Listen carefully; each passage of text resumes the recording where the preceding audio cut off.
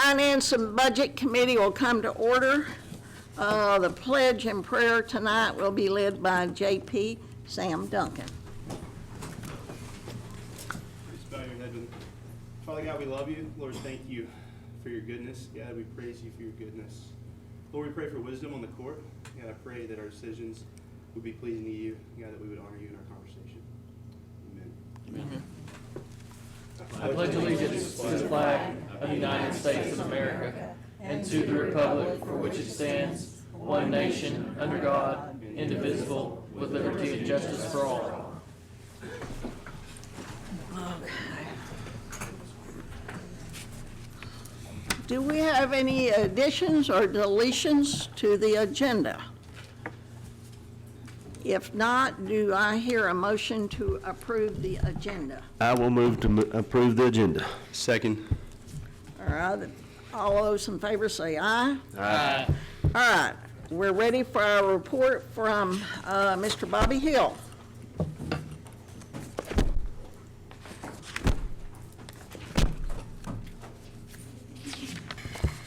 Good evening, everyone.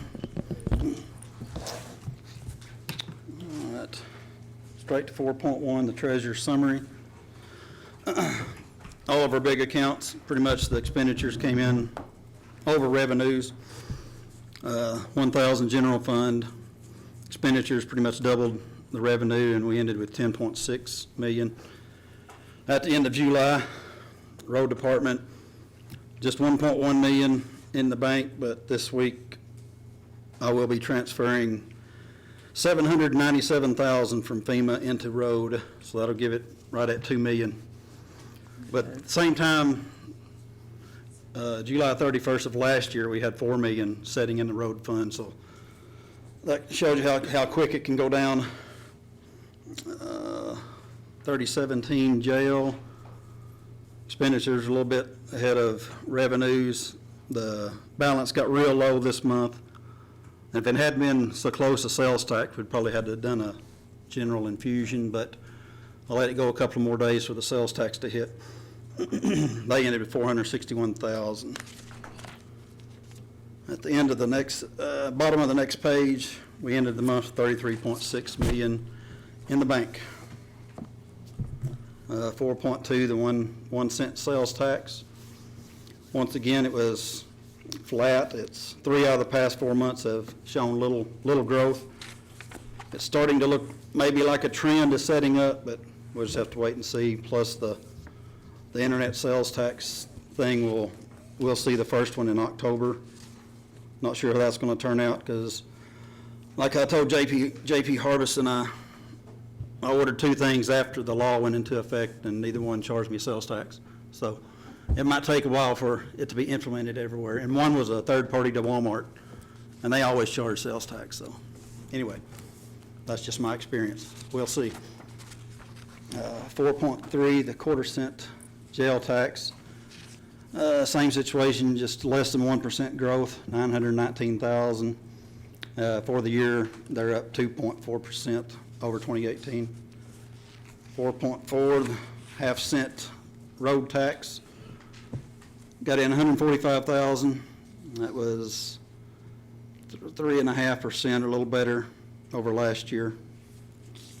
And finally, 4.5, the county general fund property taxes. If you look down there at the shaded spot it says through July, you can compare the last 2 years to this year. So we're quite a bit ahead thanks to the 4.4 millage rate increase. Let's see. And I do have early revenues. If anybody wants them, let me know, or I will just wait until the budgets come in and put it in with the packet. But I have them ready if anybody wants them. But anyway, that's all I have. Any questions? So you also reserve the right to amend those a little bit later? Yes, ma'am. They will change several times between now and October. Okay. So, all right, are there any questions? If not, thank you, Mr. Hill. I appreciate it.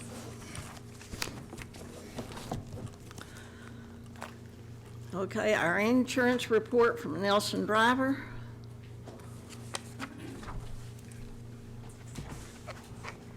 Good evening, everyone. The insurance report, July the 1st of this year, we started out the month with $3,005,000 in the health fund and ended up July 31 with 3.1, a little over 3.1 million. The health insurance fund is staying healthy. It's staying, fairly level. We haven't, and I shouldn't say this, but we haven't had any shock losses thus far this year. We've still got quite a ways to go. We'll see what's happening, but so far the fund appears to be staying level. We've got a good balance on it right now, and I don't anticipate recommending any changes to the funding levels in the fund at this point. On another insurance issue separate from the health fund, we're getting ready to go out with the RFP for the property, the vehicles, the workers' compensation, et cetera. It's that time of our bid process. So within the next 45 days, by the end of September, we'll have the numbers to present to the judge for the 2020 cost in those particular areas. And that's all I've got. Any questions? Yes. J.P. Ecke. Thank you, Madam Chair. Thank you for your report, Mr. Driver. My question has to do with where does the expense of a catastrophic illness, I know that one of our employees had to have a double mastectomy, and if there's I remember, what was it, 2 years ago, we had a liver transplant? Yes. And that hit us pretty hard. Yes. Could you tell me what line does that all where does that come out, just for the new court? Well, we have a stop loss on a per claim basis. We have a stop loss at $175,000. So the highest cost that it's going to get us on any one individual claim is $175,000. Anything over and above that goes, goes to our excess of loss insurance carrier, and they take care of anything above that. So we've got protection of the insurance fund at that level. And that was even with the liver transplant? Yes, ma'am. Okay. Thank you. You bet. Are there any other questions? What do you anticipate on the insurance this time around? Well, on the property insurance, that's going to include everything from our heavy equipment to the buildings, the contents, the private passenger vehicles, sheriff's department, road department, et cetera. The way the market is trending right now, I'm anticipating about a 17 to 19% increase. Just across the board. We haven't had a lot of claims this year, which is going to work in our favor quite a bit. I think probably you'll see an uptick, obviously, in workers' compensation. Some of that's because of claims, some of that's because of payroll. Anytime payroll goes up, your workers' comp expense is going to go up because it's payroll-based. We'll see a little bit of an uptick, possibly in the contents and the building coverage, as I anticipate that increase is going to go up as well. All of the bidders that are going to be bidding the insurance for the 2020 year are required to do a square footage replacement cost of all county buildings. And in doing so, that's what's going to keep us out of trouble as far as if we do have a catastrophic loss. By doing that, we know exactly how much it's going to cost to put this courthouse back up if it went to the ground. And that's an important thing. Back in 2020 and before, when we started really digging into it, we had enough money insurance-wise to build 3 stories back of this courthouse if it went down. And that was one of the reasons that we started requiring the replacement cost coverages. Thank you for that information. Are there any other questions? If not, thank you for your report. And it was a good report, especially on the insurance. But and I know that in the past that has not been very good. Thank you. All right, Mr. Shannon Worthen, the Comptroller's report.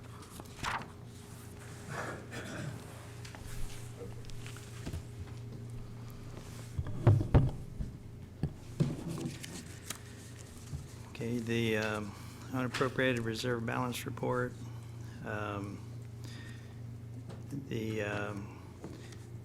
the money from FEMA went into the FEMA account, but then it was transferred to the road department account, but then it was the road department appropriated out to their budget.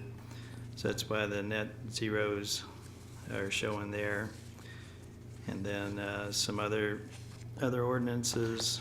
Could for- you tell us which line you're on so people can follow you, please? Okay, it's line, the line that's 3,400 FEMA. The column is July change, and there it has a net zero, and we had the ordinance 50 to transfer to recognize the revenue and move it from FEMA to the road. So the 798,000 came in and then went out. That's why there's a net zero for the 3,400 fund. And then for 2,000 road fund, it went into that budget, but then it was appropriated to the road budget, so that it didn't result in any increase to the road unappropriated reserves, because it was appropriated to those line items to be spent out.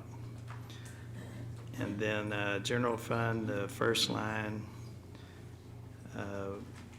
we used 185,000 of unappropriated reserves for the 100,000 for the criminal justice study, and then sheriff's special events, and 15,000 for the ombudsman.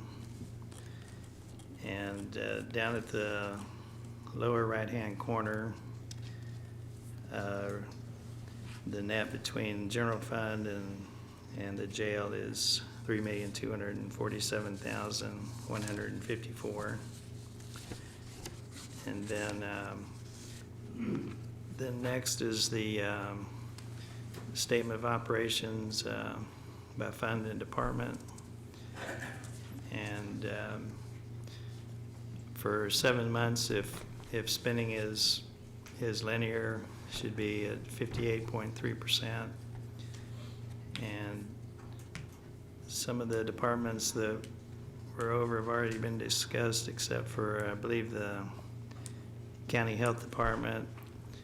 They have an annual mailing that spends all of their postage budget.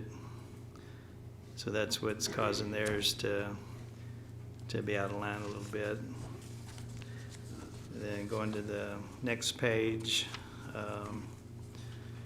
overall for the general fund is at 55.1%.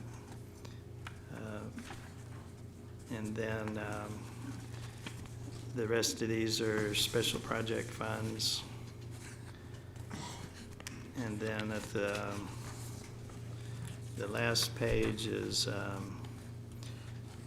the grand total for the whole county is at 55.7%, which is in line where it should be.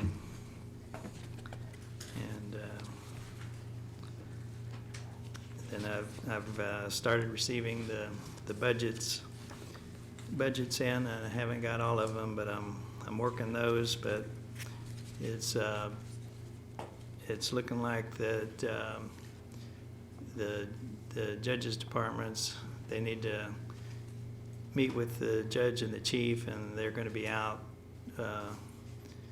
for a good chunk of the next couple of weeks. So we're going to have to put off providing the packets until the September Finance and Budget Committee meeting. And so that's all I had. Okay, I didn't get, when you spoke, which people didn't have their budget in, and I didn't understand what you said. Well, there's still a few budgets out that haven't been turned in yet, and I'm having to follow up on those. But for the judges' departments, they want all of their departments to meet with them before I submit, and they want to submit theirs as a group. And they won't be ready have the packets ready for the August 15th quorum court meeting. So we'll have to have the packet ready to go for the September Finance and Budget Committee meeting. Okay, and while I'm thinking of it, we really need all of the court members to be at the next personnel meeting, because Johansson is going to do his finance report on salaries and his recommendation.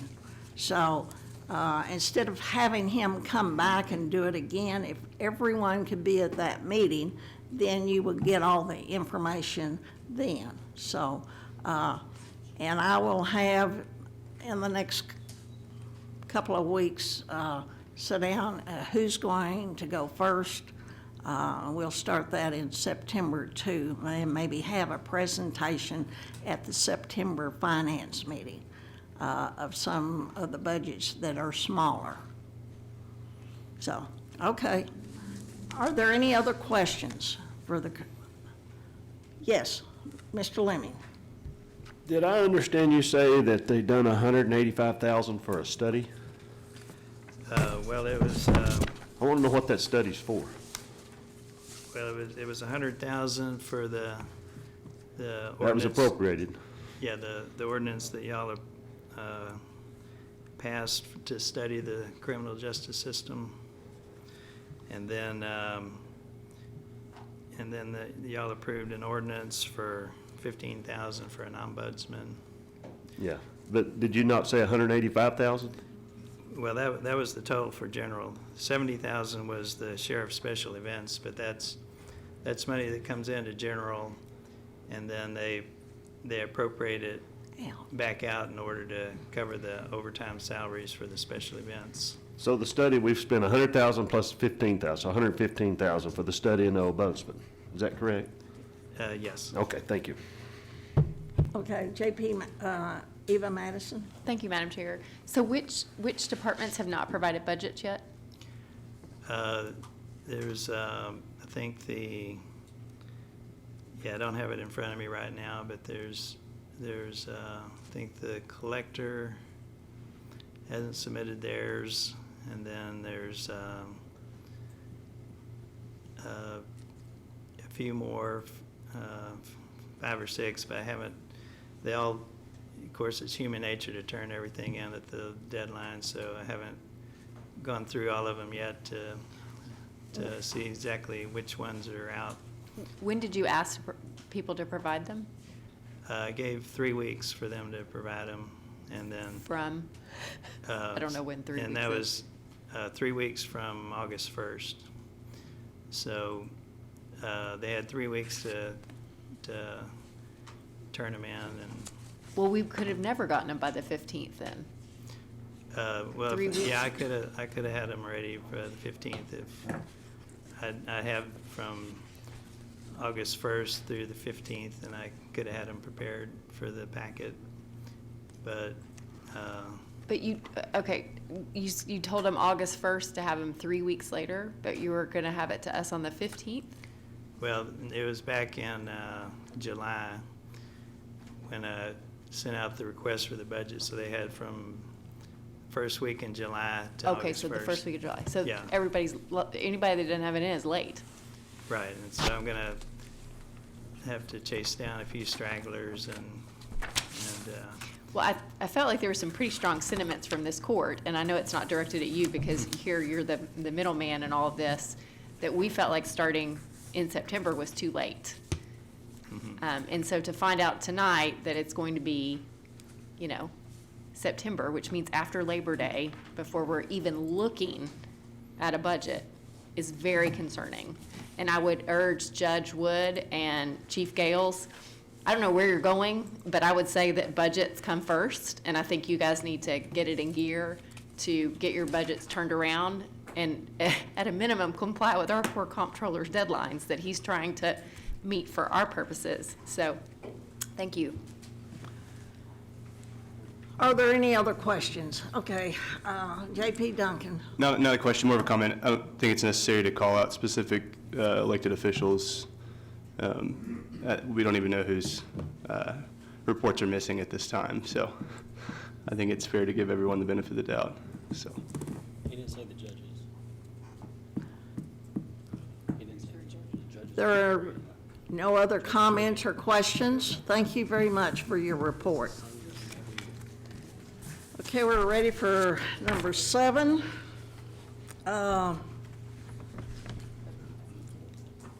want to read?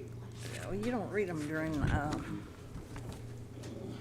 We have an ordinance appropriating $24,518.50 in the quorum court budget for 2019.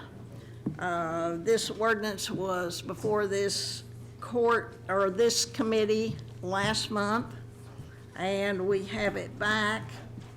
I have a question for Mr. Lester.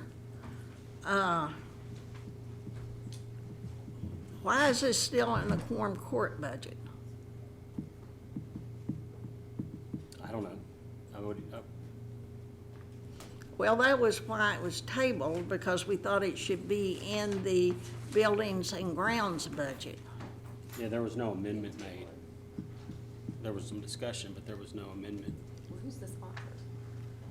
Well, okay. What is the pleasure of this committee? Okay. Point of order. Who's the sponsor of the ordinance? My understanding, any ordinance has to have a sponsor. I don't see a sponsor Or on it. it has to be initiated by a Judge JP. Woods, Is on there it. one of the JPs that initiated this ordinance? no, there's not a JP's name on it. That I'd move, that it be removed from the agenda as improper. If it doesn't have an initiating JP, I think that violates county ordinance. I believe it has a name, I just don't believe that portion of the ordinance is in your packet. I don't have it down here in front of me, it's on my computer upstairs. Well, so who is it? Surely one of us is here, we'll know. It would be the committee chair of where it originated, wherever it originated last time. Where was that, Ms.? So JP Harbison. Okay, Will? Okay, I didn't realize, but it was tabled because we thought it was in the wrong line item of the budget. Do I hear a motion to move this to the building and grounds? There's a motion on the floor. Oh, okay, we sir. do have a motion on the floor that it's out of order, and we have a second. All those that want to remove it from the agenda, raise your hand. All those that do not want to remove it from the agenda, raise your hand. 6, 7. What? Motion fails. Why? Because, It's, because it's a finance. no, It's it's just a motion. So it's just a majority. Well, It's in passing an ordinance. It's just oh, a it majority. didn't, it failed. Oh, I understand. Okay, okay. All right, it fails. So do I hear a motion to, yes, Mr. Pond? I move to pass it as it is. I feel like it's appropriate since this court set this in motion, that we go ahead and own up to it as being part of our budget. And I'll just tell you that we don't need to have these little spats, or whatever you want to call them, or sowing discord in one another's path. Okay. We need to quit. Let's- So, All right, we have, okay, Second. okay, we have a motion and a second to pass it as is. Is there any other discussion? If not, all those, Public comment. Oh, do I have to have public comment? All right, is there any public comment? We have a comment here. Oh, I didn't see you. Sorry. Hi, thanks. Just go on. I would have liked to have seen for sure the sponsor on the, Well, apparently I was a well, sponsor. I would just like to see that, and that's why I voted the way I did. If I had seen your name, I would have voted it the other way. And I think one of the issues that I had with this was that we have expenses that aren't line itemed. If you look over at the sheet, the right, Lindsay and Jennings, we've got total current charges at $17,018, or $17,018.50. And I just, where's the line items? I mean, I feel like you can't just rubber stamp something without seeing the details. Okay. Maybe we need to review just a little bit what this is. This is the bond counsel for the Smith project that needs to be paid. We had equipment lease purchase agreement, and then Sterling National Bank as leaseor and Washington County, Arkansas as leasee. This has something to do with the Smith Energy, Johnson Control Energy Project. Okay, Eva Madison. As far as I can tell, absolutely nothing's changed since we had this last time. We don't have any more information. We had asked whether there would be adequate funds for it to come out of buildings and grounds. The project with Johnson Controls was underway and authorized by this court just to basically pursue the discussions with Johnson Controls last year. And we were never informed that it would cost $25,000 in lawyer fees to get this off the ground. We passed this without any knowledge or any notice that there were $25,000 in attorney's fees to go with it. This is 100% a buildings and grounds project. I understand that perhaps buildings and grounds didn't have the money in their existing budget, but I do not understand why someone from buildings and grounds or representative of buildings and grounds is not here to explain how it was that we made it all the way through all the presentations about Johnson Controls and were told about this $25,000 expense after the fact. That is concerning. And I know that the last time we all said, is there money in buildings and grounds? And we actually looked in the budget for buildings and grounds, and there was quite a lot of money in the other professional services line item for buildings and grounds. And so I am not at all comfortable with being told that a project that wasn't going to cost us any money, in fact was going to save us money, is costing $25,000. And by the way, it needs to come out of our budget. I mean, All right. it's really kind of offensive. Okay, we have a motion on the floor and we have a second. Any other discussion? Let's keep to the subject, please. I Yes. have a question for Mr. Lester. Was this fee that's being discussed here, was that not in the writing of the contract that we had with Johnson Controls? No, this wasn't in the writing with Johnson Controls. This is the legal fees for the bond counsel. So when you said move forward with the project, you have to then go out, do your RFQs, which were done or sent out, or for the banks submitted.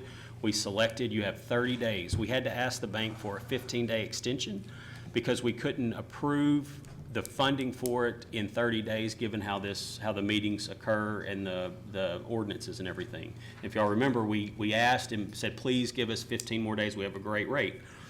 All of the work that was done on the bond, so this is a special financing that was authorized for counties by the state legislature a couple of years ago. I think public schools have had this opportunity for a long time, and it's a way to finance a project without having to go out and do a vote for bonds. It allows you to utilize your existing payments, and so it's kind of a special financing. It doesn't fall under any of the other financing statutes. Because of how it is, there are still bonds issued, but they're issued a different way under the statute, and so bond counsel has to write the documents and the bank documents and everything that goes into it. So that's what the bond counsel did. It was part of the process. We couldn't proceed without having them do that.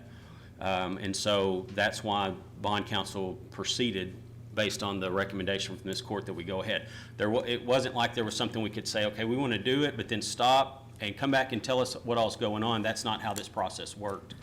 And so, you know, I think anybody that's been on this court for a while understands that when you get into the financing of things in bonds, we have a standing bond counsel that we use and utilize. I mean, that's something the county's done years before I got here. And so this isn't a new concept. It's kind of part of what goes on. If you pass a jail fee tax to expand the jail, I'm telling you now, there will be bond counsel, and you will have to pay bond counsel for that. So anytime you do something like that, know that there's going to be a fee when you have bond counsel that gets involved, and they have a specialty in just writing these documents to keep the county compliant with state and federal law. Thank you. Thank you, Mr. Lester. Okay, Mr. Lemming, I think, had his hand up first. And then Ms. Brian, whenever the guy was sitting here at the podium talking to us, if I don't remember right, I think he told us that we could either finance that in the project or we could pay for it out of the project. I'm pretty positive he told us that on that bond council. He might have, I don't recall. I'm pretty positive he told it right there. That's where I learned about it. All right, Ms. C. Madison, J.P.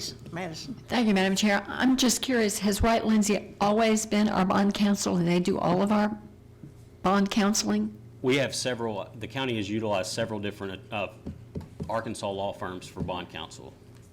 So it's not just one particular, there are 3 Arkansas law firms that the county utilizes for bond counsel. Are there none in Washington County? No, they're the only ones that do it are typically the big ones, or if they're in Washington County, they're a national firm that's not out of Little Rock. And the ones that have been used before are Wright Lindsay, I think Kutek might have been used at some point, and then the Friday firm. Did we ask all of them how much would it cost, or did we just say it's Wright Lindsay's turn and they sent a bill? Yeah, you don't put out RFQs for professionals or RFPs for professional services. They send their qualifications in, and then because of this particular project, was the bond counsel that was utilized here was utilized because they have done this specific type of new financing in the past for other counties in Arkansas.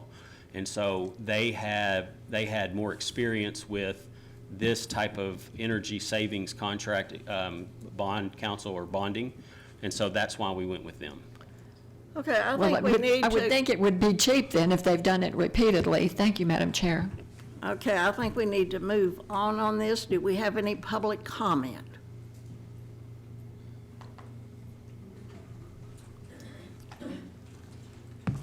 Please state your name and your address.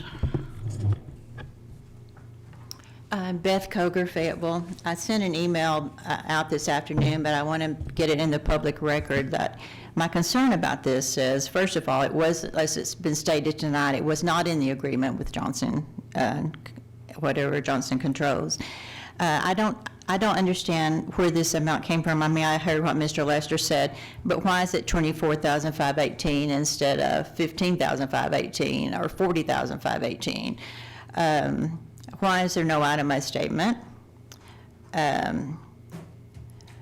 Why are we paying $7,500 for the bank's counsel for bond counsel? If these amounts are something that should have been paid from the bonds proceeds, why were they not, and whose responsibility was it to do that? And I ask these questions as a taxpayer of Washington County. I feel like I'm entitled to know this. And I also said in my email that I think it looks bad for everyone when things like this come before the court. And maybe y'all just talk about it beforehand.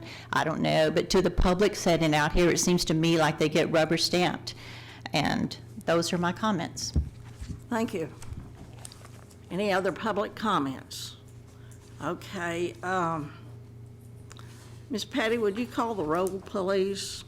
Okay, the motion is to pass this as is, and we have a second. Lance Johnson. Yes. Susan Cunningham. Yes. Harvey Bowman. Yes. Judith Yanez. No. Patrick Deakins. Yes. Lisa Ecke. Yes. Sam Duncan. Yes. Eva Madison, No. Andrea Jenkins, No. Suki Hires, No. Sue Madison, No. Willie Lemming, Ann Harbison, oh, Butch Pond. Yes.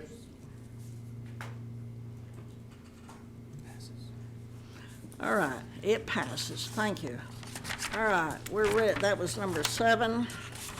We're ready for number 8, Ozark Regional Transit, Jeff Hadley.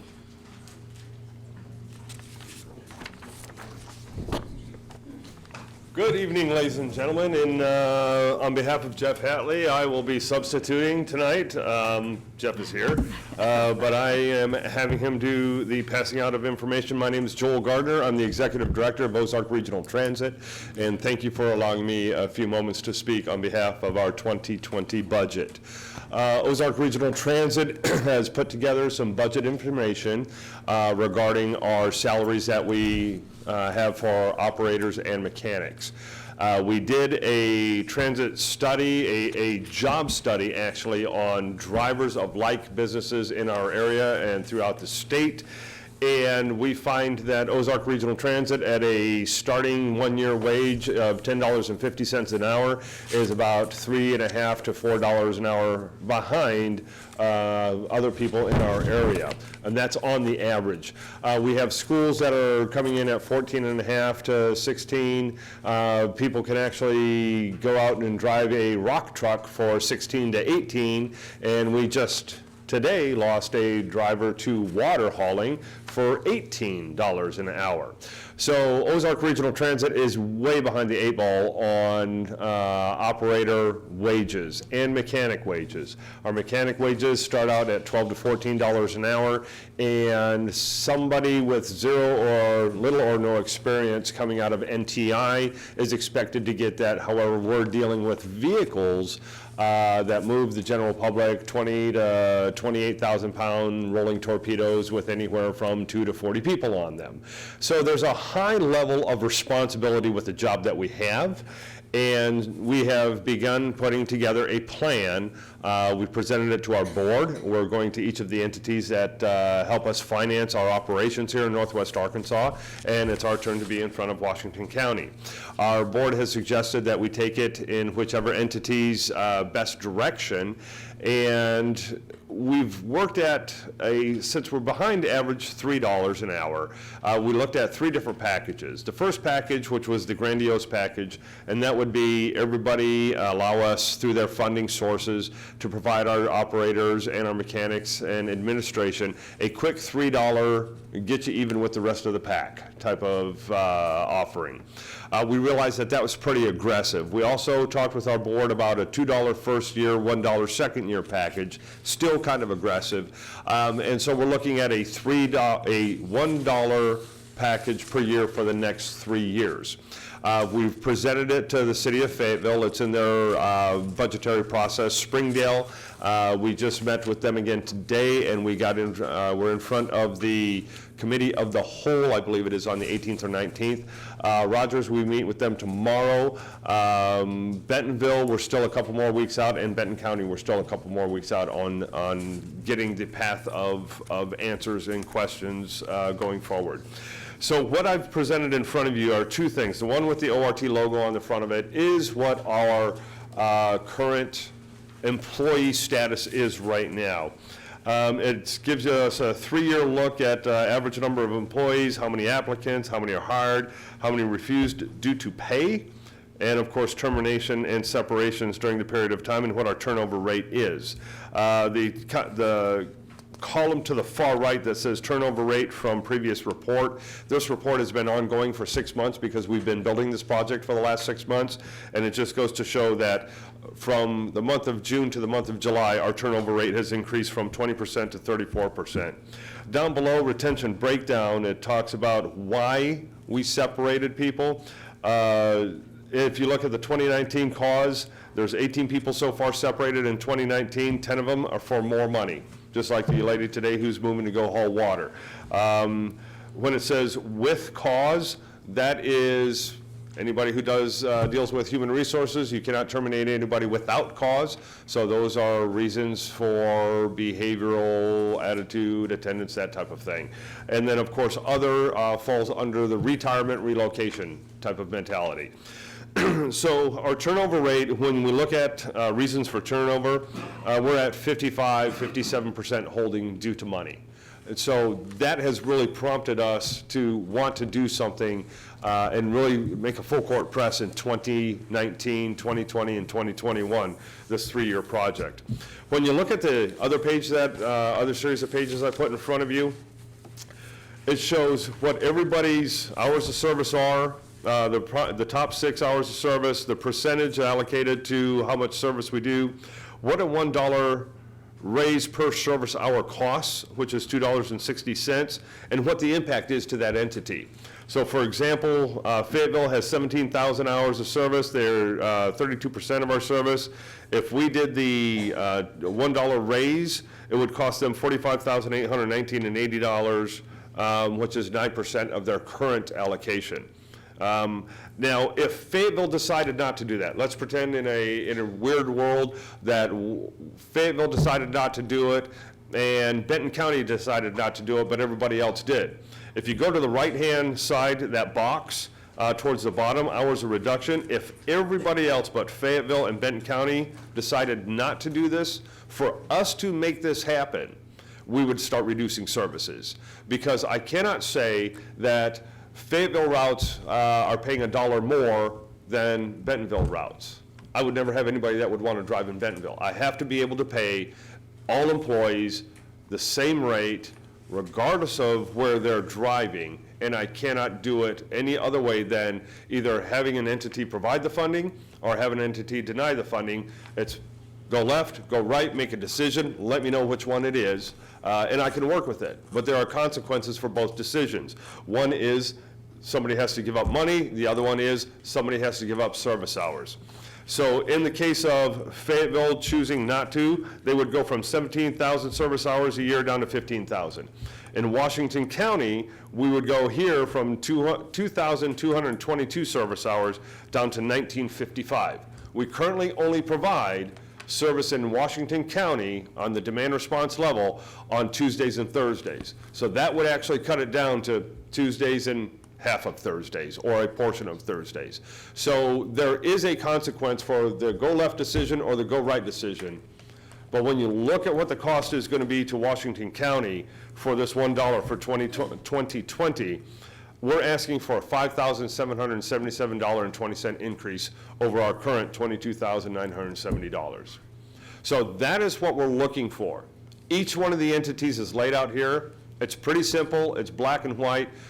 We're really losing drivers to garbage hauling and water hauling and other things that don't scream and holler at you when you brake hard, make a left turn, have to dodge a cat, whatever it is. You know, rocks don't scream.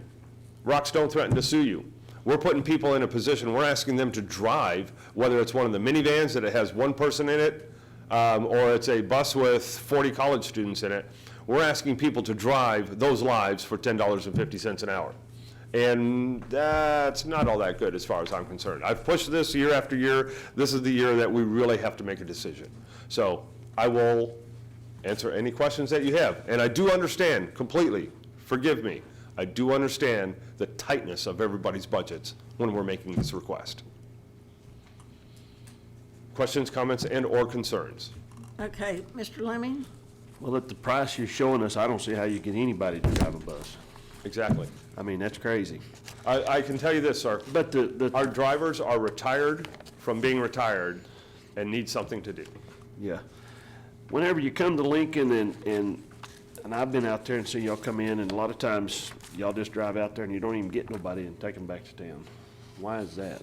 At this point in time, the only reason that our buses would actually go out there would be to specifically pick up somebody, because Lincoln is a demand response service area. So our buses will go out there, depending on how many calls we have to go out there. We may send a larger bus, and depending, of course, on the amenities, you may see a large 12-passenger bus going out there to pick up 2 people. because one of those people is in an oversized wheelchair. Well, So- y'all load in front of my fire station, I see you quite often.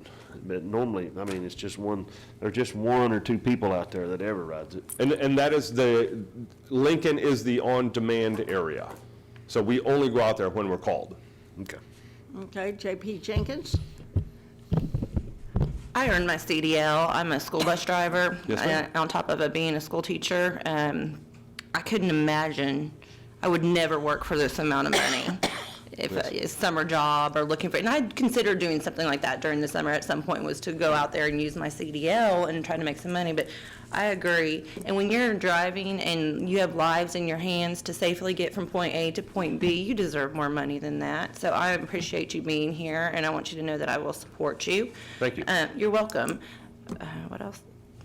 That's all I have. And if I may comment, one of the things that keeps people coming into our doors is we do train for the CDL. You can come in with a Class D driver's license, we will, and I ask straight up, ma'am, are you coming in to get your CDL? Yes, please give me 6 months. I will train you for your CDL, I will make that trade. You drive for me, I'll get you your CDL knowing you're gonna Does leave. Ozark Regional Transit pay for the CDL? Yes, ma'am, we do it all. That's You get it, that's you get that a big deal. $10.50 an hour while you're training. So you might have people that come in, get their CDL, stay a couple of weeks, and they're gone. and they I take their ask for the CDL. gentleman's agreement of 6 months minimum. Okay, so you have some sort of a contract. that Yes, you ma'am. have. Okay, and just one other question. On my rural route out in Farmington, I drive out on Rays Mill Road, and I've seen a bus, I believe, not a bus, a van. Yes, ma'am. What kind of services are you providing with the vans rather than like the larger transport? As in Lincoln, the vans or the smaller buses are that rural, we used to call it dial-a-ride when I was a kid. Now it's called demand response. It is, you call up, you schedule, first in, first out kind of mentality.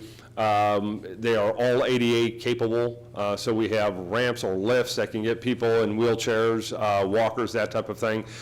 The services we provide out in Lincoln, in Farmington, it doesn't really matter what your capability is, whether you're in an ADA situation or not. It's a matter of who calls first. So I could be calling just to go to Walmart on Martin Luther King Boulevard, just as I am right now. You could be calling to go to a dialysis, but because I got the call in first, I get it, because we've got limited hours due to limited funds. Yes, ma'am. All right. Yes, J.P. Duncan. Just looking at this sheet without the logo. Yes, sir.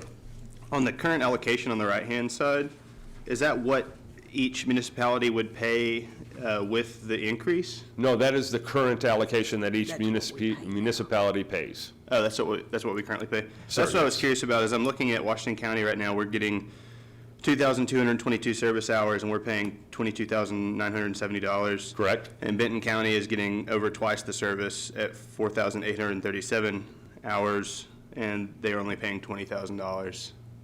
That is their contracted amount. Benton County has an agreement with all of the smaller cities, Little Flock, Gentry, I'm trying to think of the other ones that are out there, but they will match dollar for dollar what those smaller cities put in. And so those smaller cities put in enough so that this is Benton County's match right now, and they're dedicated. We'll give you 20,000. Anybody offers any more, you serve those hours, and we'll match dollar for dollar for it. So we get much more than that, but that's Benton County's guaranteed portion right there. Those hours change from year to year based off of whether Little Flock gives money and they match it, whether Centerton gives money and they match it, whether Gentry gives money or they match it, and same thing with Siloam Springs. So this is the current hours that we're actually providing. This is Benton County's guaranteed amount, but it does not include the Little Flocks and everybody else that's going on in it. So there's a lot more money there for Benton County because they are doing the match, the dollar for dollar match. Okay, so the county themselves, they're just paying the 20 grand, and then Yes. whoever, all the small cities, if they want to kick in, they can kick in cash too? Yes, yes. So, like, would you consider a flat rate for Washington County, just to just say, hey, here's what it's going to be, and that way we can plan for it foreseeable future. We've done that in the past. We were at 122,970 2 years ago, and we were cut by 100,000. We had a flat rate, Okay. and this is what we settled on. Court, that would just be my thought as we look at this, is look at how minimal Benton County's paying and how many service hours they're getting, and we're paying more than that and getting fewer hours. I get that the smaller cities are kicking in cash, but that's still not coming out of their budget for Benton County. So that's my 2 cents. Thanks. Yes, sir. Okay, JP, Sue Madison. Thank you, Madam Chair. That was very interesting to learn how Benton Yes, ma'am. County, because it does look awkward here on this paper. Yes, ma'am. Are any of the smaller cities in Washington County paying you anything? Farmington, no, Farmington, and I cannot recall what they were. I think somewhere around the $5,000 mark. I'd have to double check on that and get back to you on that. I don't have the answer off the top of my head, but none of the other smaller cities have, once the county cut their portion, the smaller cities backed out. But you're still serving some of those smaller areas. In the demand response model only, yes, ma'am, and very limited. Now, Benton County, the smaller cities, are they demand response, or you Yes, got ma'am. regular routes? Yes, ma'am. They are demand response, and they're getting more service. They're getting three days, 3+ days worth of service. It sounds like we may be costing you money. Are we covering what you're providing to Washington County? Yes, that is why it is so thin. That is why the hours of service are so thin. Have you had any complaints? Oh, yes, ma'am. From whom? Smaller cities, no, from from- college kids? From whom do you get these complaints? People that live in the smaller communities or outside the urbanized area, why can't I get it? And my trip is more important than somebody's haircut. Our only response is, you've got to be able to call in. We won't let you call in 2-3 weeks ahead of time. You've got to call in. I think we've got a 48, 72-hour window to call in and schedule your trip, because realistically, if I allowed you to call in, you would plan out the rest of the year and take up all the time. Okay. Is that the same way it works in Benton County? They Yes, call in ma'am. and, Yes, ma'am. okay, thank you. Yes, So ma'am. do I understand you correct, that 2,222 service hours are all the hours that you provide to Washington County, and whoever calls in first gets that hour, that ride? Yes, ma'am. And if you run out of if you do more than that, then there's no service? We denied the service. Yes, ma'am. Okay, thank you. Yes, ma'am. Are there any, okay, J.P. Jenkins? Thank you, ma'am. Do you ever get to that point where you have to deny? Yes, ma'am. How often? Weekly. Weekly. We deny rides weekly, saying that our rides are full, and please call back at another time. And we get the calls of, but this is a medical appointment, and our team still says our rides are full, and periodically they ask me for an exemption, and I actually have to deny the exemptions, because once we allow the one exemption, we allow all the exemptions, and pretty soon we're discriminating against somebody for one reason or another, and I have to just flat out deny any exemption so that we don't get caught into that nasty little pool. Do you have any data? Are you keeping any of this data, like in Washington County, how many people are being denied transportation? I believe we do keep that. I know we have to keep it on ADA requests, which are in the urbanized area. But as far as the rural area, I'm going to say I do believe we keep that, but it's not a federal mandate. So if it's not a federal mandate, we don't necessarily do it. If you mandate us to do that, we will do that. Okay, we had some fixed routes, and we didn't have very good participation, and some of the people on the court felt that to terminate, that we could Yes, use ma'am. that $100,000 Yes, ma'am. more efficiently somewhere else.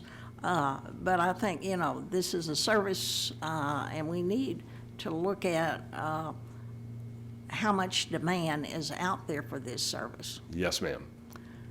Are there any other questions? Mr. J.P. Duncan?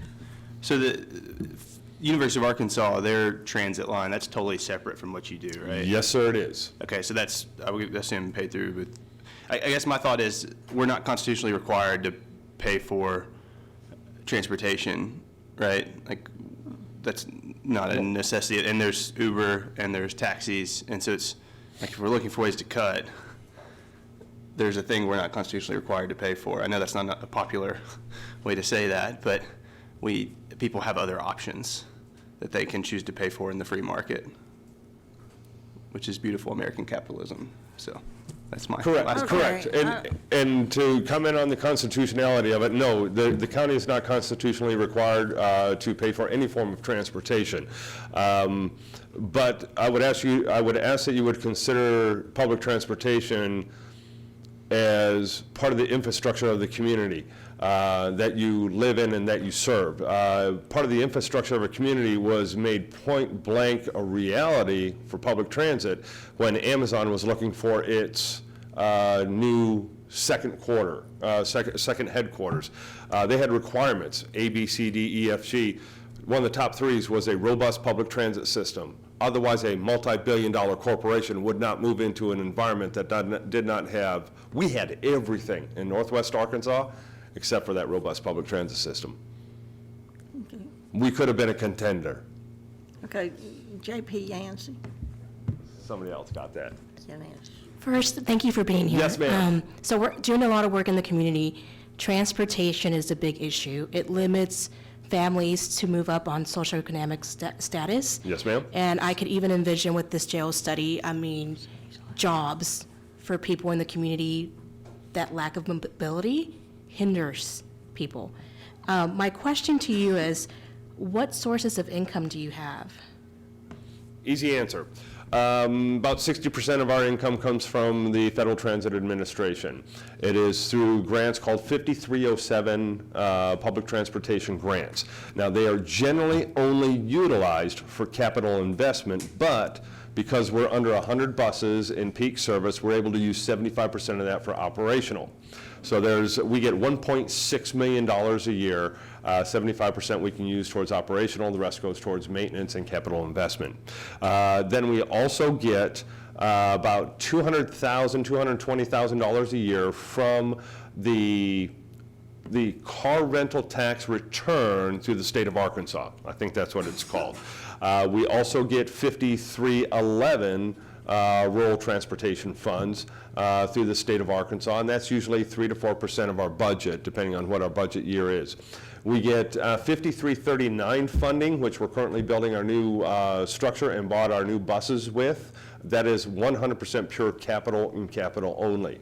The rest of the money comes from this stack of the per city current allocations, which is $1 million and some change. Plus we also get fare box income, which is about another $100,000. And then we also sell advertising on the sides of the buses, which we budget in at about $150,000. Then on the downside of that, any of the state-funded human service development agencies, such as Elizabeth Richardson Center, I'll say, they have a state-funded fleet, and we are able to provide them maintenance on their state-funded fleet that keeps them in state compliance. So we actually have that as an income stream. And then if you allow me to tattoo something on my children, I'll use that as an income stream. So. Okay, J.P. Hires. I was wondering if you could describe to us who your clientele are, because I think that many of them would not be able to afford Uber or Lyft, or would be able to, or Uber or Lyft would be able to handle things like wheelchairs. So if you could just describe for the court maybe the kind of folks that you are serving in the community. Okay, but I've got to speak globally for our entire service area. We have college students that are moving back and forth from University of Arkansas up to NWAC. We've got college professors that are moving back and forth between those two areas. We've got up in the Bentonville area, I know we got 4 nationals that are working in a lot of IT areas that are using us to go from their place of residence to their place of business in their IT professions.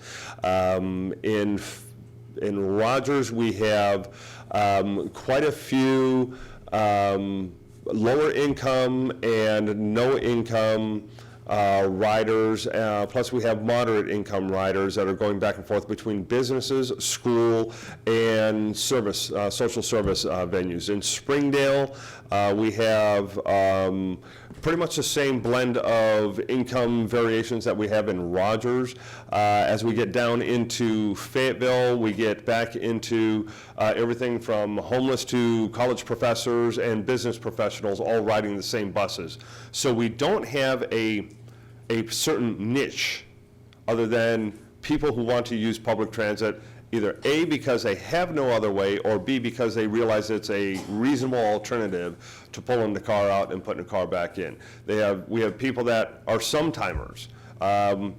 They want to take their bike to the bus, have the bike take them all the way up to Bentonville. They can bike around in Bentonville, hop on transit, and bike back to where they originated from. We've got people, we cross the trails at 150 some odd different points throughout northwest Arkansas, and we have over 500 points that are within a half a mile of one of our bus stops. So we've got everybody from a single mother who's looking for work, to a homeless person who's looking for services, to a college professor who's looking for his students, to business professionals that are getting back and forth that don't want to drive. We've got everybody that are riding our buses. And it's hard to say, we are not a social service. We are an infrastructure portion of Northwest Arkansas. Okay, JP, Sue Madison. Oh, Eva Madison, I've got the wrong Madison, sorry. Thank you. Yes, ma'am. You know, I have supported you in the Yes, ma'am. past, and I was very disappointed when a prior court decided to cut your funding. I felt Yes, like ma'am. the rural route that we were funding with a portion of the was going statewide up. tax was doing great, and it was reaching an area of the county that was underserved with any available transportation. Yes, ma'am. So I know that in listening to you come to us before, there are a lot of different people that travel the system in the two-county area, but I would say that this particular route that went out into the western portion of the county certainly covered a lot of lower-income folks Yes, ma'am. that needed to come in for medical appointments. And I know that we talked about the Uber thing before, and I'll just say that I know from some of my experience dealing with people who, whether you call it poverty or limited financial means, whatever we decided last night was the correct term, they don't often have reliable telephones, let alone a credit card and a PayPal account to do Uber.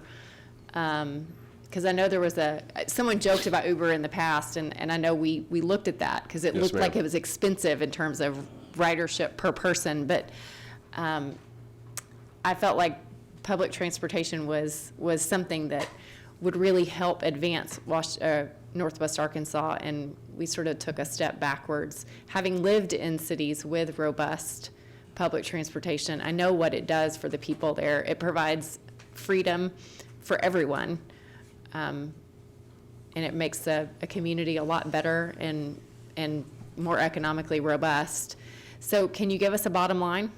What do you want from the court this time?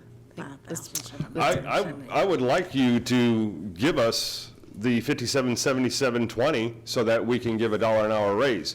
What I Okay. would like the entirety of Northwest Arkansas to do is to look at on the second page of the unlabeled one, my wish would be the $3 cost per hour for employees so that we become competitive. But that's just a fraction of what we were funding you before. Oh, yes, ma'am. You're not trying to go back and ask to No. fund a new route? No, ma'am. No, Okay. ma'am. Eventually, we are doing a transit development plan right now. It is sponsored by Northwest Arkansas Regional Planning Commission. We've got a company out of Louisiana that's doing this study for us. It's going to be the 10-year picture of where we should be. I would encourage you that on October 17th from 4 to 7 p.m., we're having our public input meeting. I believe it's going to be at the Fayetteville Library. And that gives you an opportunity to take a look at what public transit in Northwest Arkansas would be in the next 2 to 10 years.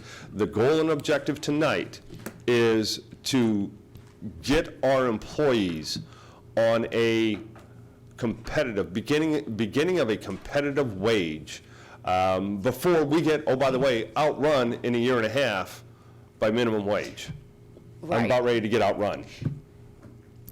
Okay, well, so you're just asking for this incremental money right now to Yes, be able ma'am. to give a raise, and am I still correct that those funds could come out of the, it's not turnback's the wrong word, but it's our county share of the half-cent sales tax that was dedicated to roads and transportation infrastructure? Yes, ma'am.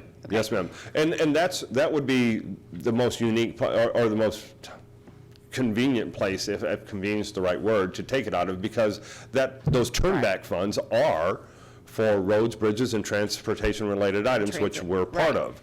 And otherwise, general fund. Well, because I know this came up for a little bit of history. It was the same year that the citizens voted in November to implement that half-cent sales tax not nationwide, statewide. Yes, ma'am. It was that spring that this court, or a prior court, had put on the ballot the dedicated quarter-cent sales tax for transit. And I remember Mike Malone coming to us, who at the time was at the Northwest Arkansas Council, saying, don't do this tax, Do this one, because we can pull transit money out of Yes, that ma'am. one. And we had given you a share of that, and then my understanding is when we pulled it out, we left it in road department reserves and didn't Yes, ma'am. actually use it. So I would move that we provide the money they've requested out of the road department reserves. And again, ladies and gentlemen, this isn't until the 2020 budget. I know every other entity is going through their budgetary session, and I have no hopes for any answers until November. I'm getting in ahead of time. This can be the first official budget move we take. Well, Thank you.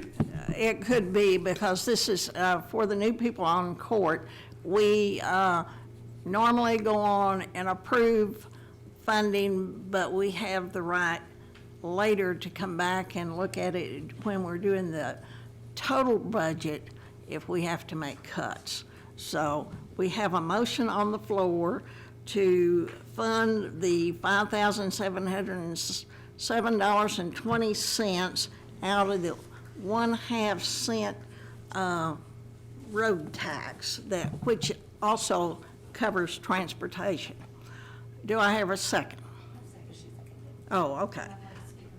Okay. I have J.P. Pond before you. You brought up, when we withdrew or pulled back the $100,000, some smaller cities that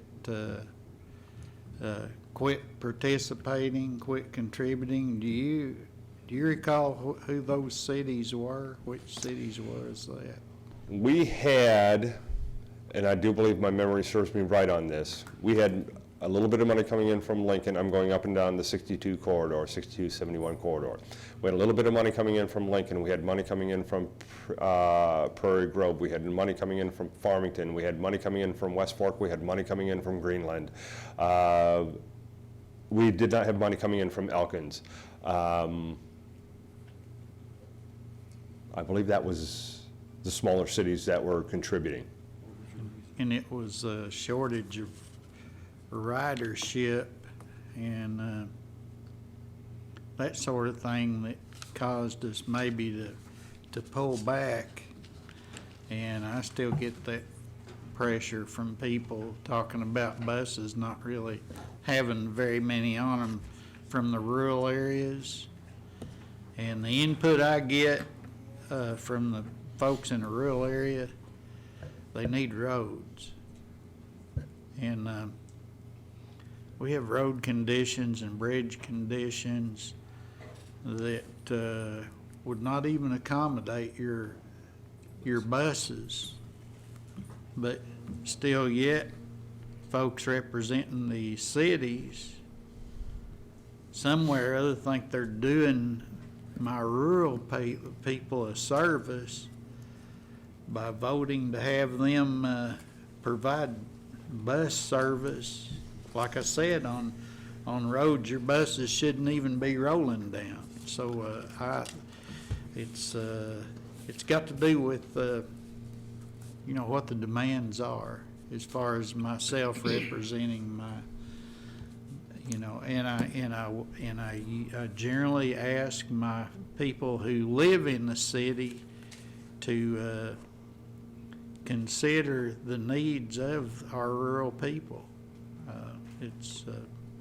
But anyway, thank you for coming. Yes, sir. Okay. Yes, sir. We have a motion on the floor, and I assume that motion, in just a minute, is to move it on to the quorum court. No, it's a budget item. It's a budget problem. Okay, JP, Sue Madison. Thank you, Madam Chair, and I want to speak on the motion. I want to point out to everybody that it is probably the demand response riders that need this service the most. It may be more expensive, but it's likely to be an elderly person who shouldn't be driving, that maybe it doesn't have family living nearby, and their only option is to call Ozark Transit. And if they're booked, then they may have to change a doctor's appointment. And that's something we ought to be considering. Those are people who need us to help them. Let me point out that some of the big thinkers in this area will often talk about the need for something like high-speed rail transit. We've all heard those wishful thinking scenarios, but unless people get in a habit of using public transit, there's no point in us talking about something like high-speed rail. You have to have a population that expects some public transportation and knows how to use it. We've all been to other cities where you jump on a subway or flag down a bus. We're not in that pattern yet, but as our community, county, and area grow and our population grows, we're going to have to do something about the number of cars on the road. And every family can't continue to have 2 or 3 cars the way we do now, or there'll be no accommodating this. So I think this is important that we remember public transportation is part of the future, and we need to help it keep Arkansas and this part of Arkansas moving forward. Thank you. Okay, JP Deakins. I appreciate you coming to our meeting Yes, sir. tonight. This conversation seems rather robust, but I think we're getting awfully premature and ahead of ourselves here. We see no statistics. I understand J.P. Pond said that this funding was pulled prior due to a lack of ridership. I don't see any new ridership statistics here, right, to update that. Would you like to see some ridership And statistics? the gentleman didn't ask for this tonight. I think it's a little bit premature when we haven't even seen the rest of the budget. I'd also invite, I understand that if you're pulling from the road tax, you could work with the judge and probably Chief Gales to look at some of this as part of their budget. Is that correct? That's your call. Right. I mean, that's Not why I'm mine. saying I think this is premature, and I definitely can't support this tonight. All right, okay. JP Bowman. Thank you, Madam Chair. Mr. Carver, as I recall, when we cut that budget, the issue was that there was very little ridership from these outlying communities. And as far as efficiency is concerned, I can understand, you know, I guess my most intimate contact with mass transit was in Ukraine. Multi-story buildings everywhere with apartments and so forth, and every bus was filled up, and every bus was, you know, one bus right out behind another one. But we're not there. And the thing that concerns me most is those outlying communities. The cost is so great to try to serve that need that having buses out there on a regular basis is just, it's repetitive, and the buses don't carry very many people, if anybody. So I agree, Mr. Pond, that the roads are a major issue.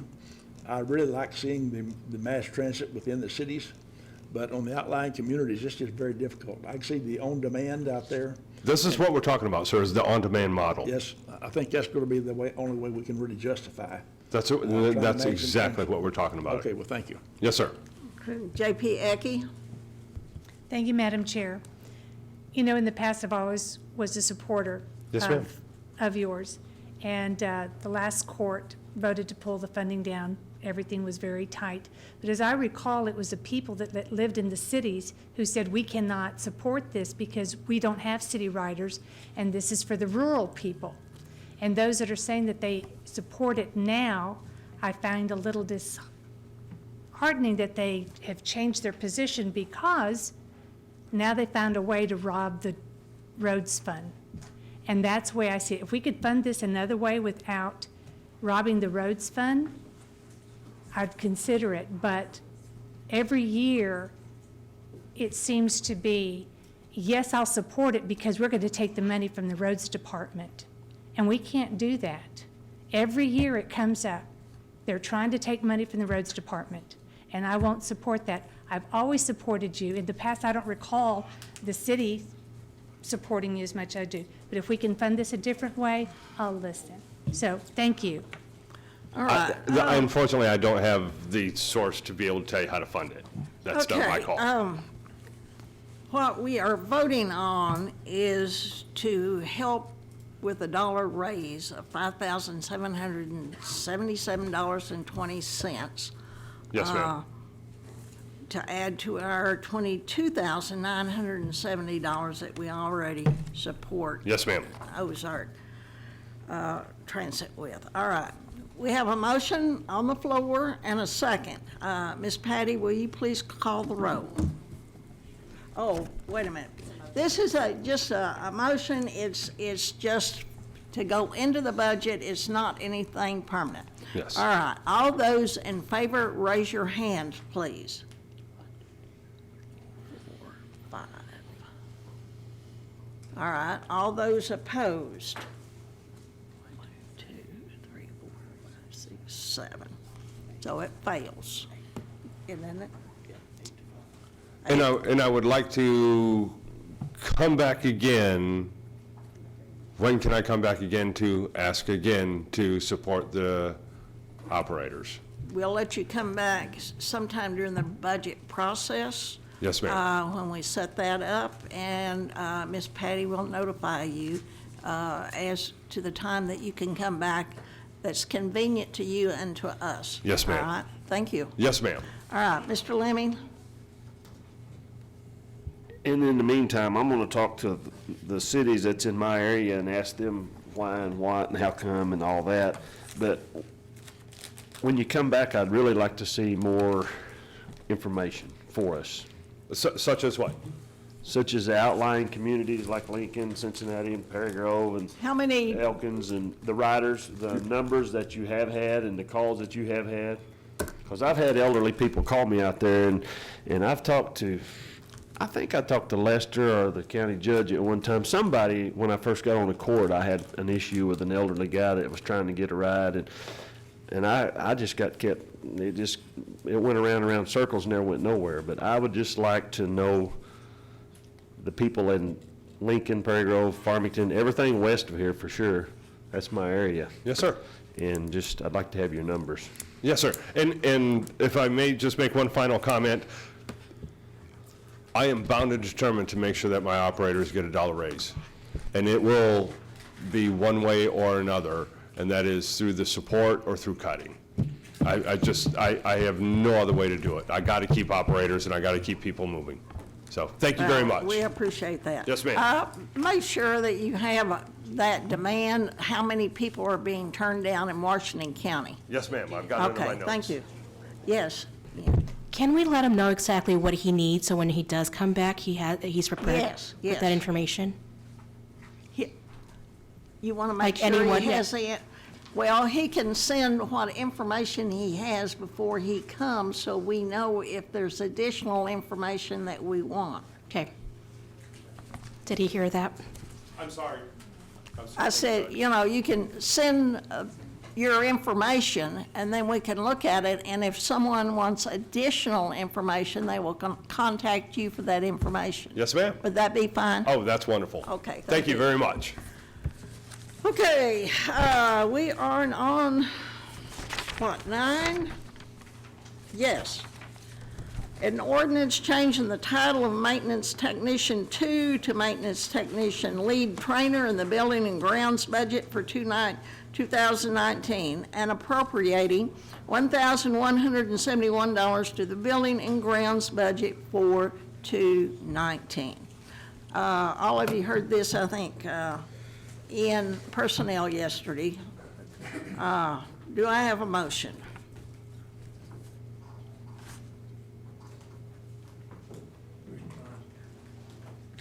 Well, he's the sponsor. Mr. Pond's sponsor on that, he's. Okay, and then we'll that- just there he wait on goes. it.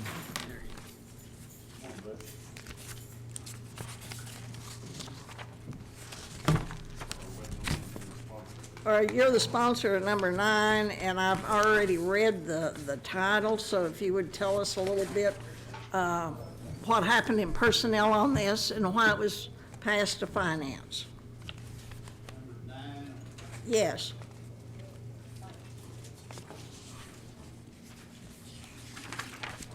I didn't realize I was gonna have a presentation. Please excuse me. Well, you're the sponsor.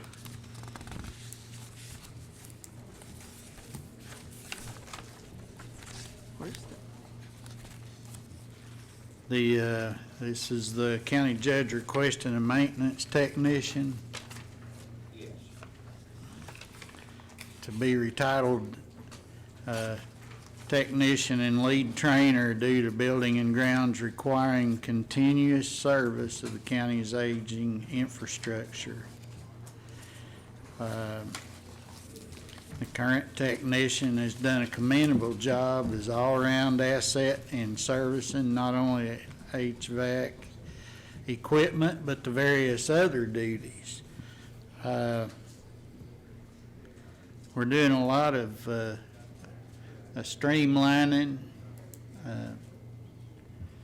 changing people around to different positions to accommodate the changes in the duties of the employees in the departments. This is one of many that's going to be coming up. Okay, I believe on this one, it was the technician that went over to the jail, and it left this person to take care of the air conditioning units in all of the other county buildings.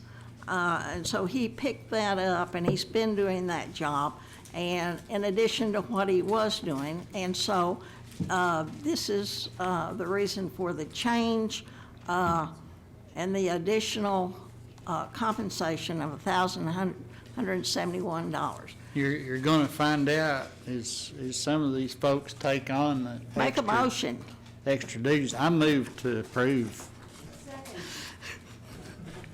Sorry. That's all right.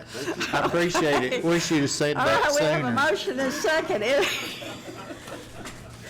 Any further? Thank you, ma'am. Any further discussion?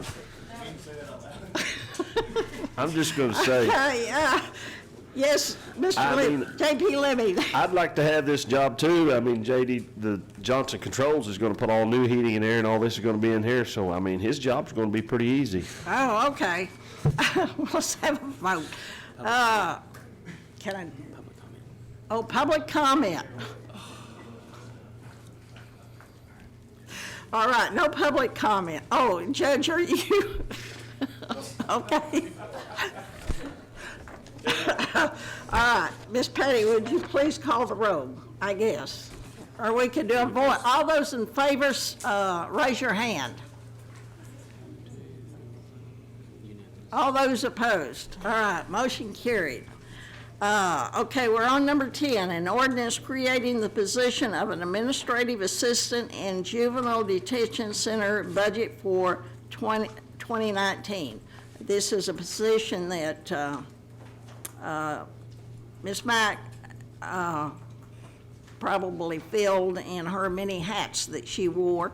And so we have someone, I move to pass Move this. to pass. and- okay. Second. A second, okay. And, All those in, is there any public comment?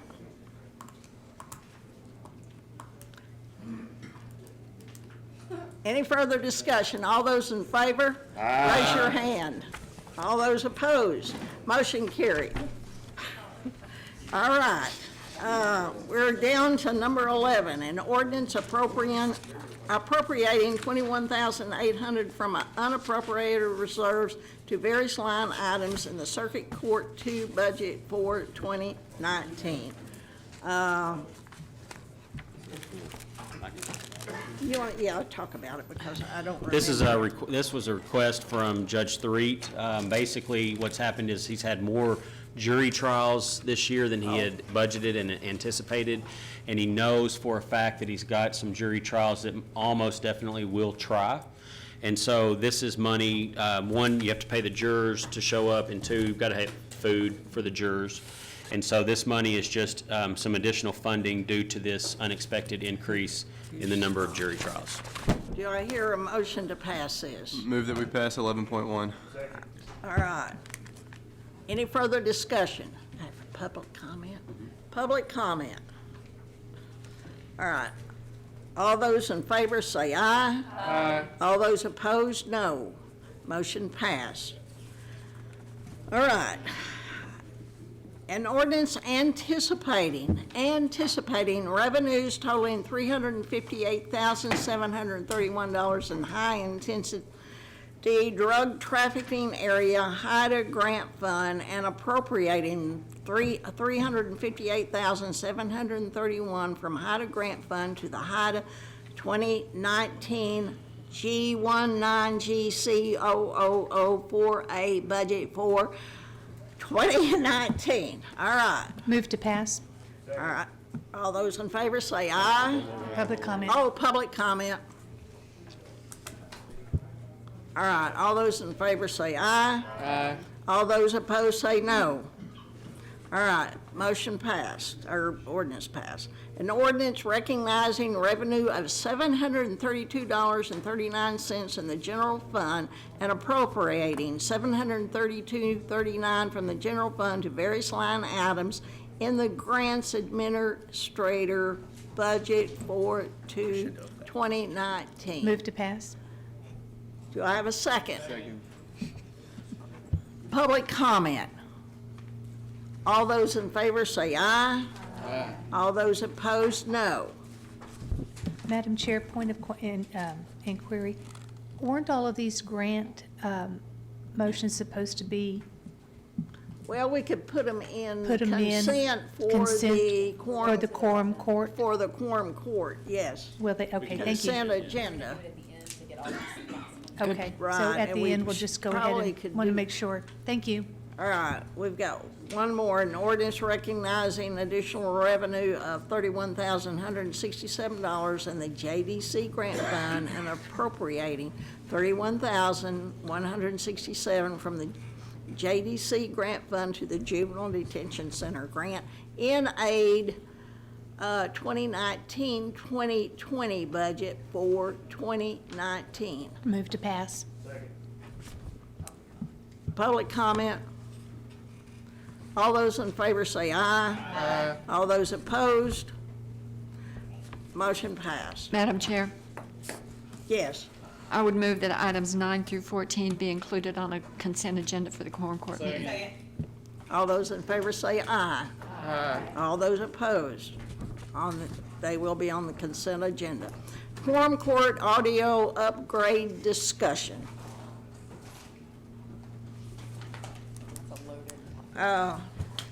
JP Eckert. After the, I believe, disorganized presentation from the company that did it before, I would like the Chief Gales to probably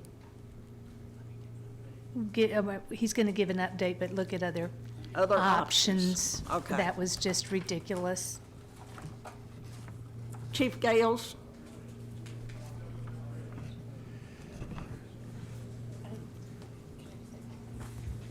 Oh, just a minute. Carl Gales. After we looked at the presentation, which was a disappointment, we went back and we communicated with this group. The communications are another disappointment. We've asked for streamlining.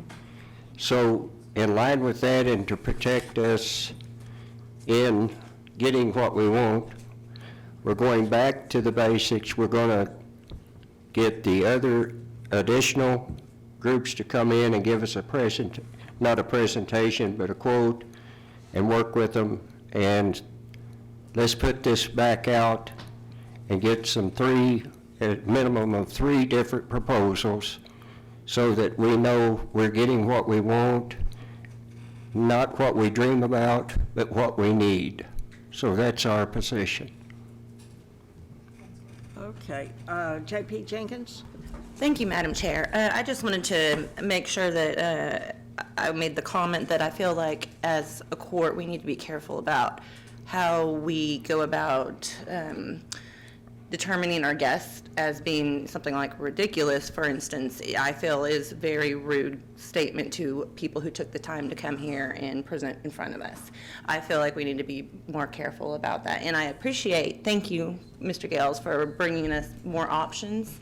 And I'm excited to hear what you come up with. Well, we're hoping that we can satisfy the basic need and our requirements for ADA and our hearing requirements. That's our first objective, and we'll concentrate on that and getting a system that works efficiently for everyone that's hearing impaired, as well as those that can hear very well, the whisperings and the after talk in the back. So we're listening. So we hope to have, and we've indicated to Sydney, let's have this ready for the next meeting of this group on the community services for the first presentation, which is not Labor Day, I hope, but It's the, when you move to a date. Okay? And we'll start back with there. Okay? okay. Just a minute, J.P. Yancey. Well, he has first, okay, Mr. J.P. Bowman. Thank you. Chief, I think we talked about you setting up monitors on the back of these TV sets up here. Yes. So the court can see. Yes. I think that would be a very beneficial thing instead of this thing down here, because it is very difficult for folks on this end to see what's going on. We went back to look at the IT budget. They have sufficient funds. We've purchased the televisions.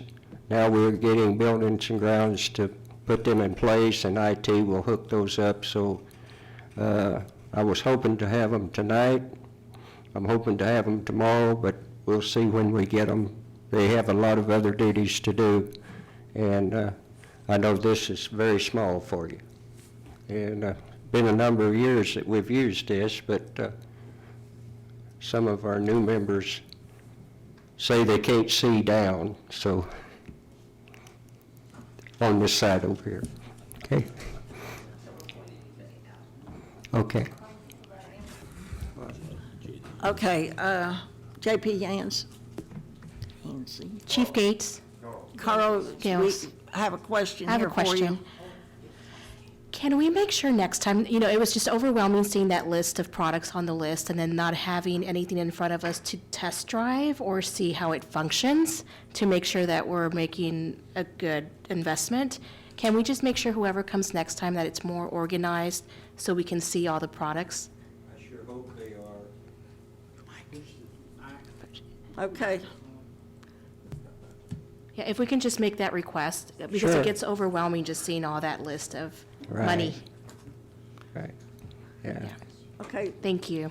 Okay. J.P. Sue Madison. Thank you, Madam Chair. I'd just like to say at this time, I am not convinced of the absolute need for this. I had a very nice discussion today with former JP Robert Dennis, who was hearing impaired. And he said our IT people gave him something that connected on our desks, and he was able to hear just fine with no problems. And I don't know that we've had complaints from the public about this. So I'm not convinced that we need this. And let's remember, we have a lot of issues pressing upon the budget in the county. Sure.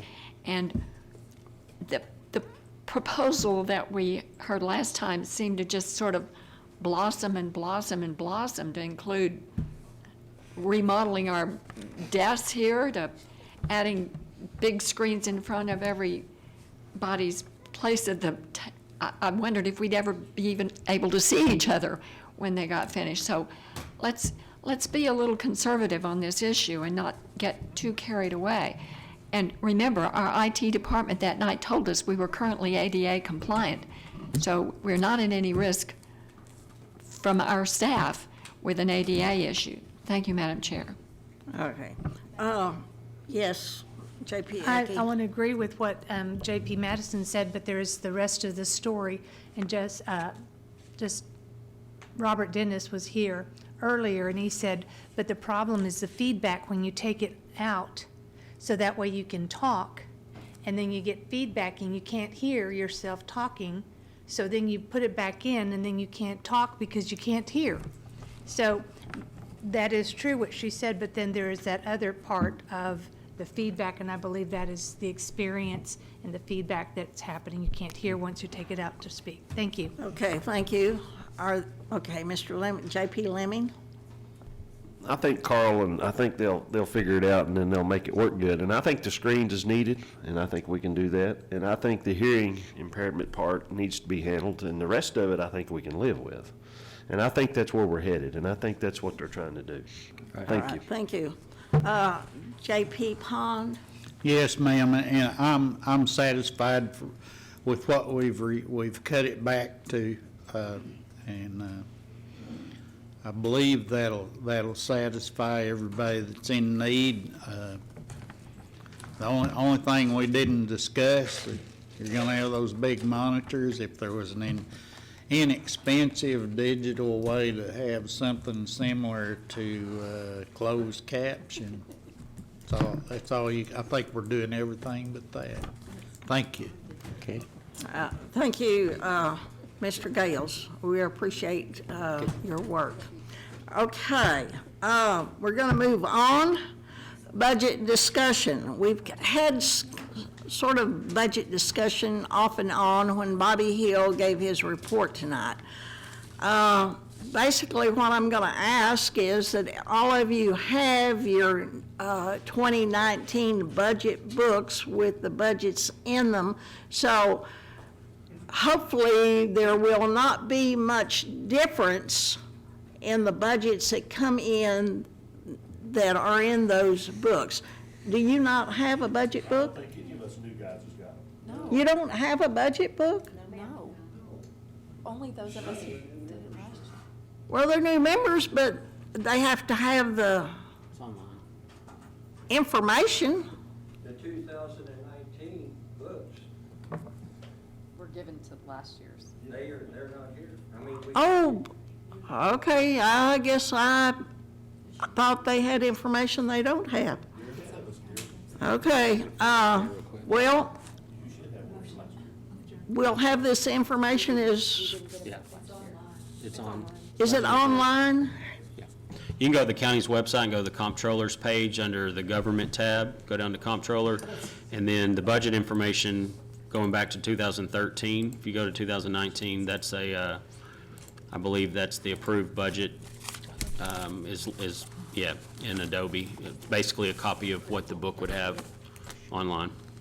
Well, look at the revenue, because this is important. We're having a little bit increase in revenue, but, you know, basically I'm asking everybody to keep their budgets flat. If at all possible, I have a number, and I may pull a Boyd Darling, because he would get to the budget and he said, this is how much money we have, and this is how much we're going to spend, and so we have to cut. So hopefully that will not happen. But, you know, it's, I think, you know, we need a very efficient running county. We don't need all of the bells and whistles, just what's necessary for us to provide the service to the people of Washington County. Are there any other questions? I know everybody's tired, and, oh, public comment. Sorry.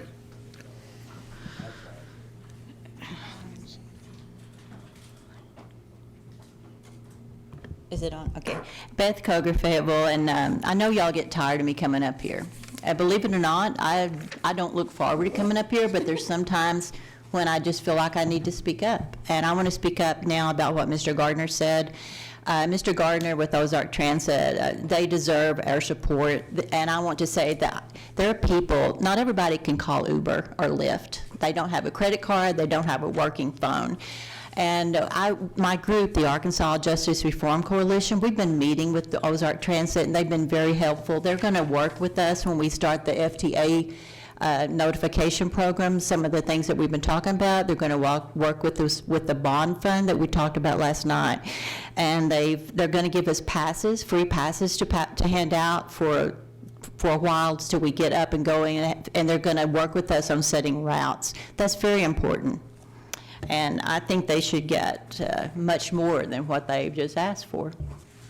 Yes? Has your group donated any money to them? We don't have any money, sir. Would you like to give us some? Well, is it the taxpayers' problem to give everybody a ride across the country? Why would you not want to give rides to people? No, it's not the taxpayers. We're all out of order. When the people make public comments, we accept and we don't argue with them, okay? So, we need to listen to what Ms. Okay, Coker well, have, and you can either agree or disagree. So, thank you. Thank you. For coming forward. Motion to adjourn. Yes, Mr. Lemmy, JP. All right, second, we're adjourned. I voted in favor.